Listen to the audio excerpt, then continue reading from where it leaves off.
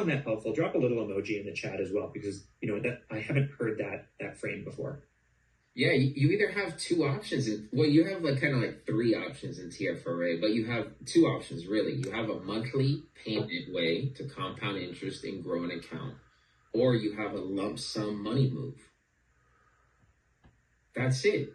Those are really your two options within TFRA. So once I break it down to that, maybe they want the IUL scenario, the monthly payment scenario, but maybe health-wise, they don't qualify for that. So then maybe I pivot to a paid-in annuity type product, right? Maybe I do that. Maybe they don't have the lump sum. Maybe they have the lump sum and some funds to put into something else. So it just kind of depends on the scenario, but I break it down really easy. You either have a monthly payment scenario where you're compounding interest and you're growing your account, but it takes time. You're not going to be your own bank and be able to borrow to buy a piece of real estate in 5 to 7 years. That's not reality. Depending on your budget, right? I did one the other day. F&G was $2,000 a month target on a 53-year-old. Could that guy be his own bank? Yeah, he could, but he was really just disappointed in himself for all these years. He didn't put away money into his retirement. And I was like, what I need you to do, sir, is tell me what's that number that's comfortable for you to pour into yourself so that you can kind of, rack up against the time. Let's say you have 15 years before you retire. How much monthly can you put to yourself? And he was like, oh, let's do 3. And I was like, let me kind of crunch the numbers, which I really don't have to crunch the numbers. I can do it real time. But let's crunch the numbers and let me show it to you on a Zoom. When's a good day to show it to you on a Zoom? And then when we got on the Zoom, I showed him, I said, you really want to do 3,000? He was like, yeah, I could do 3 or 4. And I said, I'm kind of thinking maybe 2 or 3.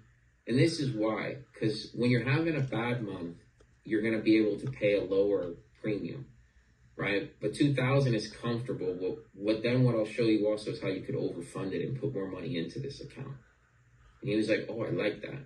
So I gave him flexibility, even though other people were telling him at his age, he needs to do 3, 4. That's what he had in his head.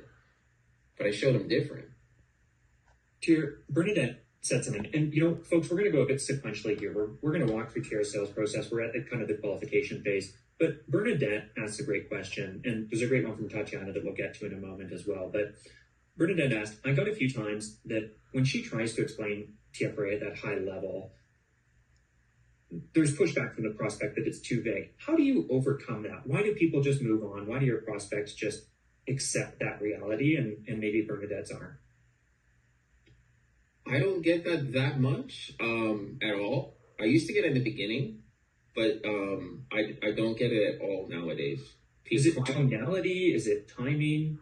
I think it's tonality and placement of word flow, your word tracks.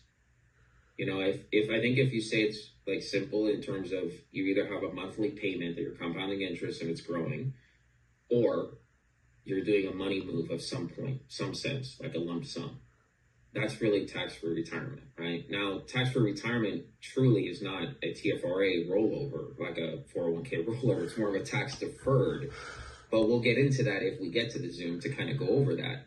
And then I've even taken it from, and this is maybe a different audience, but even then from we're sitting in a fixed index annuity appointment and, the client says, well, is this tax-free? Well, no, it's tax deferred, but if you actually wanted to Roth convert it, we can do this, and then explain to them that process. But I think your initial pickup and conversations with clients has to just be very direct and simple.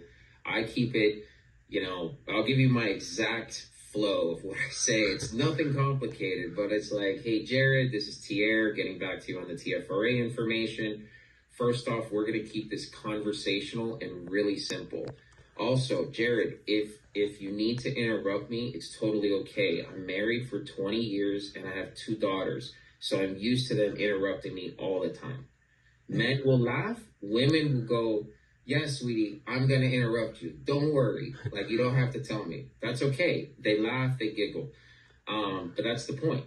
Now, when you were looking at the TFRA information, did you have any? Every time that same Every single time. My wife, who used to have an office right next door to me, in the beginning, she would laugh every time I said that. And then I started saying it over and over again, and she got it. She was like, every time you say that, the woman on the other line laughs and giggles. Do you know every time you say that, the guy says, man, bless your heart, you got girls? I only got one girl in my house, my wife. The rest are boys.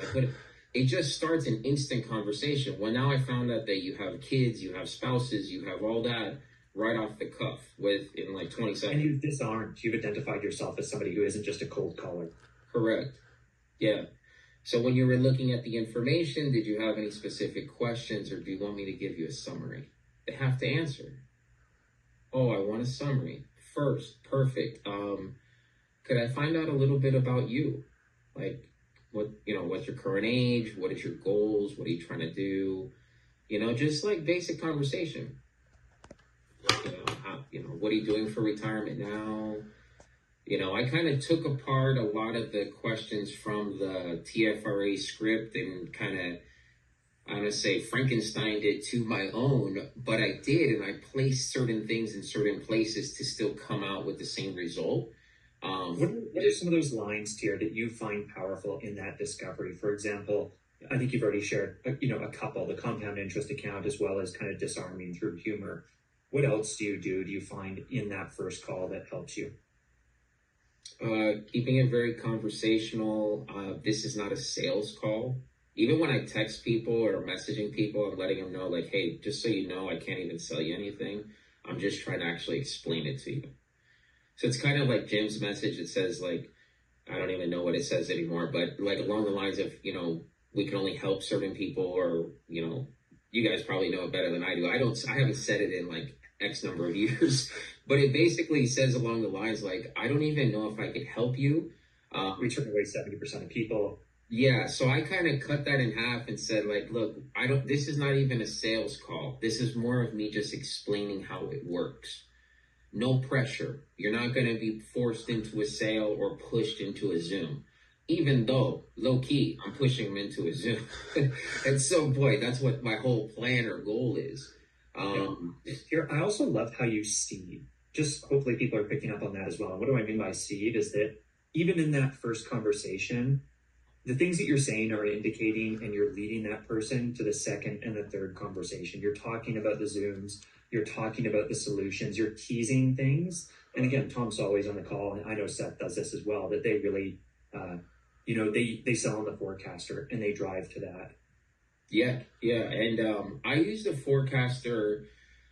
If I'm driving to the forecaster, like I'm driving to the next Zoom, I'll use the forecaster as a tool, but maybe not the one-all be-all. Kind of depends on the client. Like I could do IUL illustrations kind of in my sleep, so I could kind of figure out what is what just based on their monthly payment, their premium, what's comfortable, where they been, wherever. So I want to say I probably use the forecaster probably 50% of the time on IULs and probably 100% of the time when I'm doing annuities. Can you walk us through, Tier? And again, we're going sequentially here. We're going to get to Tatiana's question. Hers was kind of post-solution, but